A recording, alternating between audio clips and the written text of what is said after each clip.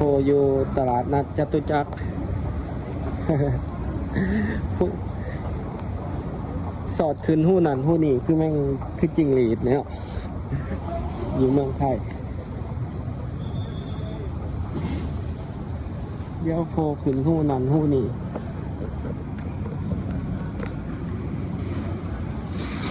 สอบหาแนวกินก็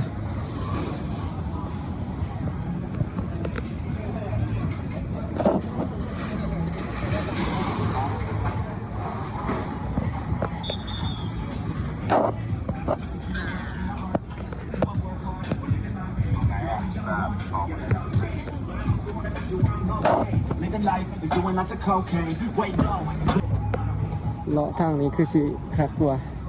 แล้วมายางก็บริมานี่โดนนะทุกคนมาครั้งแรกทำอิฐกับตอนมากรุงเทพทำอิฐเนาะมาเบิงซัดเนาะเดี๋ยวนี้บอกว่ายังมีเขาเจะคายซัดอยู่หรือบอกตั้งไหนเนี่ย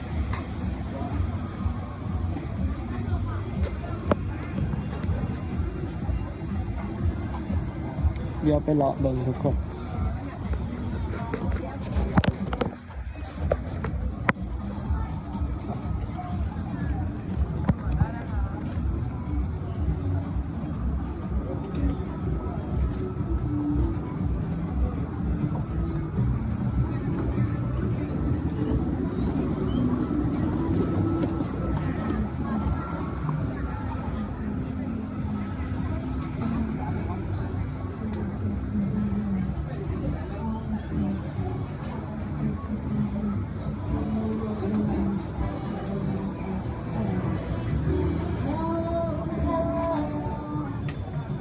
ลืมเลยทุกคนเพราะว่าบริมาต้นจากสียางไปทางใดเบื้องใด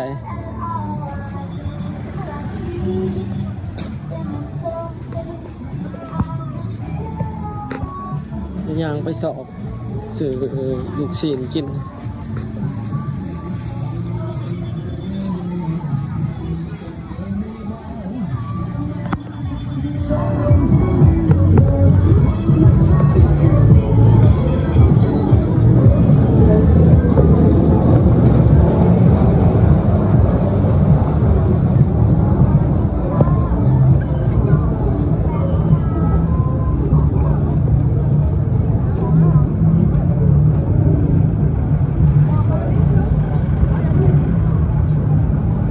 ตัวนี้เป็นหาง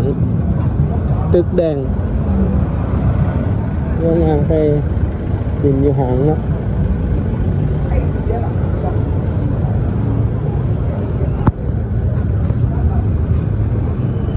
เขาไปตากแอร์ก่อน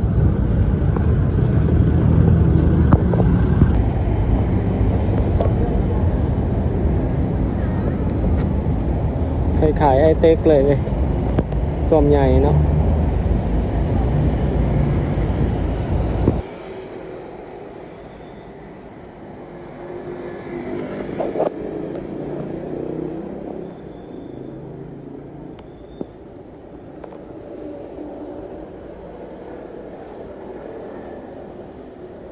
สะพานลอยขามได้บ่ไปขามสะพานลอยเอาเขตสวนจตุจักร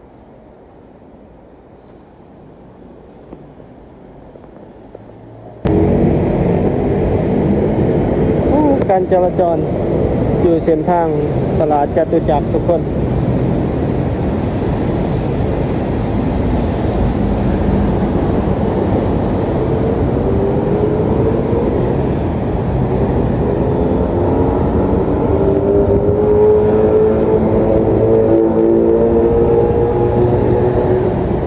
มีแต่หางทางนั้นจะเป็นหาง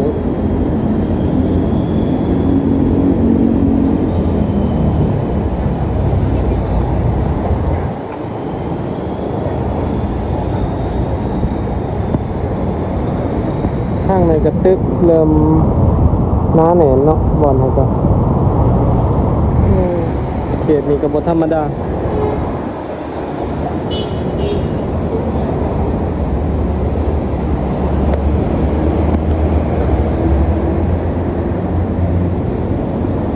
รุงเทพนี่ขยายตัวไว้บริมาน้อยบริมาประมาณปี2 ปีนี่ตึกนี่เกิดขึ้นใหม่จนลืมเลยมันบ่ทางมันตึกบ่ไกลหลายเกิดขึ้นใหม่3-4 ตึกสอนกันอยู่ที่เล็กกรุงเทพ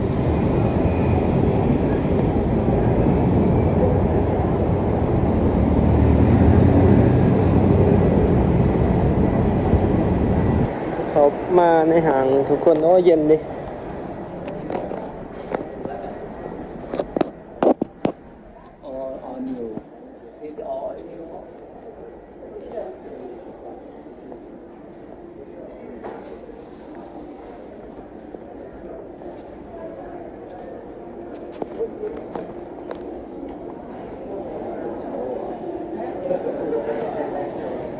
หาของกินกัน是没给你钱吗这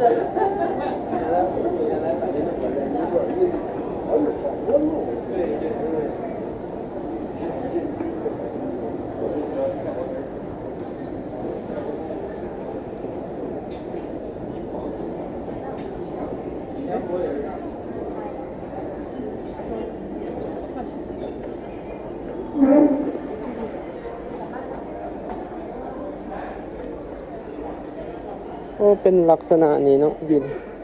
เป็นแบบคล้ายเครื่องแบบคล้ายเครื่อง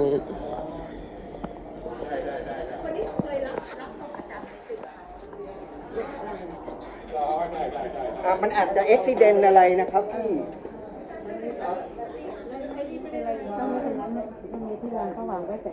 เป็นแบบเครื่องพระเครื่องเก่าหูปั่นดินเผาต่าง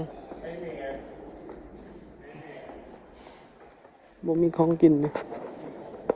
ขึ้นไปสันต่อไปกัน เป็นห้างแบบตลาดเนาะทุกคนอยู่นี่บ่หรูหราปานใดแต่ว่าแอร์เย็นดี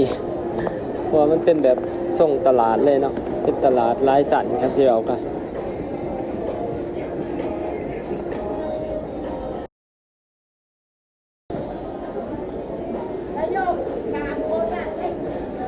อยู่นี่เครื่องคือสิราคาบ่แพงหลาย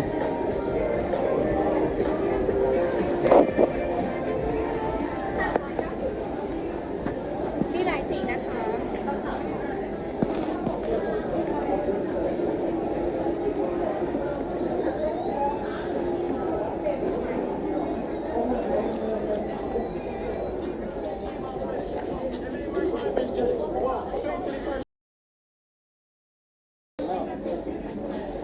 โอ้ส่งวัยรุ่น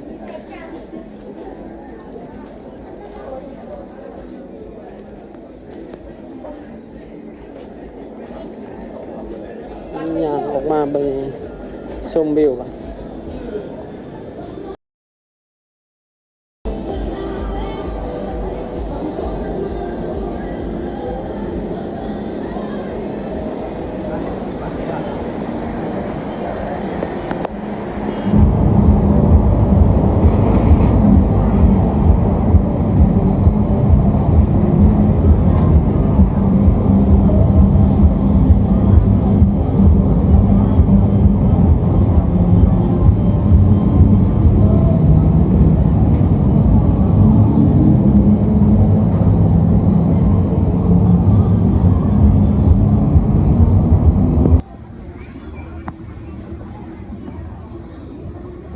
เดี๋ยวขึ้นไปเบิ่งสันต่อไปก่อนทุกคน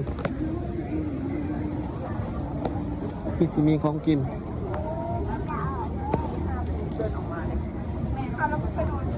แต่ว่าคนซื้อเครื่องลายไว้อยู่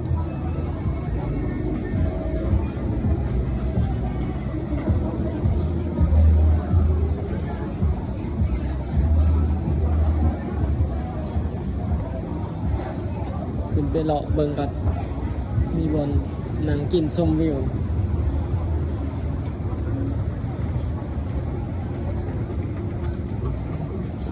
สรรหาเนาะสรรหา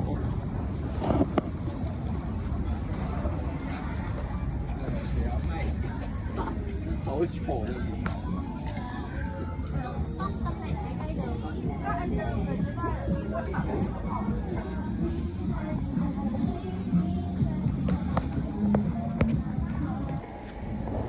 สันเจ็ดทุกคน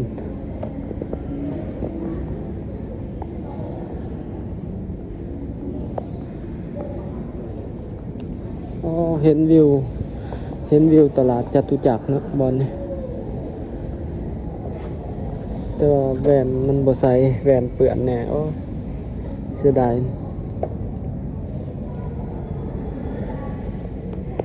เขตนี้ก็บ่ธรรมดาเนาะตึกหลาย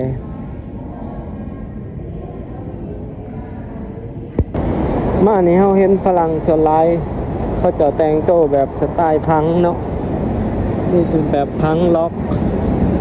ซักลายอยู่หนาอยู่ยัง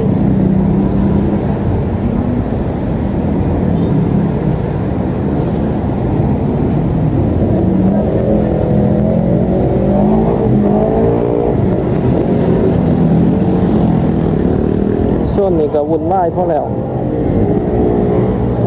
หากินเขาว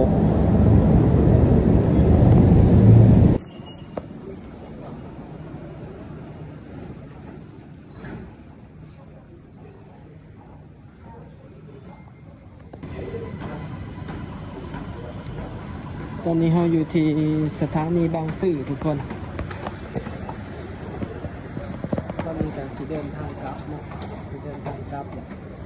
มีซีรีวิวการนั่งรถไฟสันสองให้ทุกคนได้เบิ่งเนาะปี2025เนาะสิเป็นจังไดมาติดตามเบิ่งนำกันทุกคนว่าการนั่งรถไฟสันสองไปที่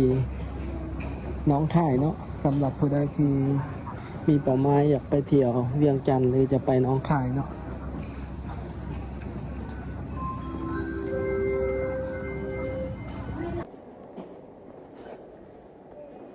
ตอนนี้เราก็ขึ้นมาจากรถไฟใต้ดินเนาะก็สิขึ้นไปเกี่ยมหาซื้อเขาวกินเกี่ยมตัวเนาะ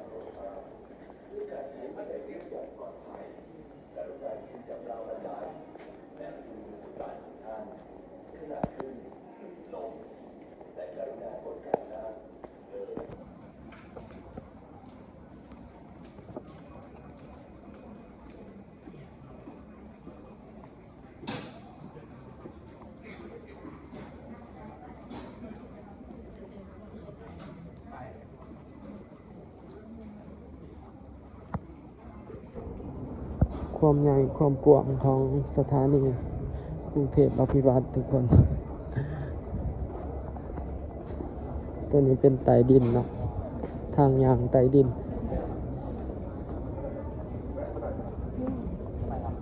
ที่ลึก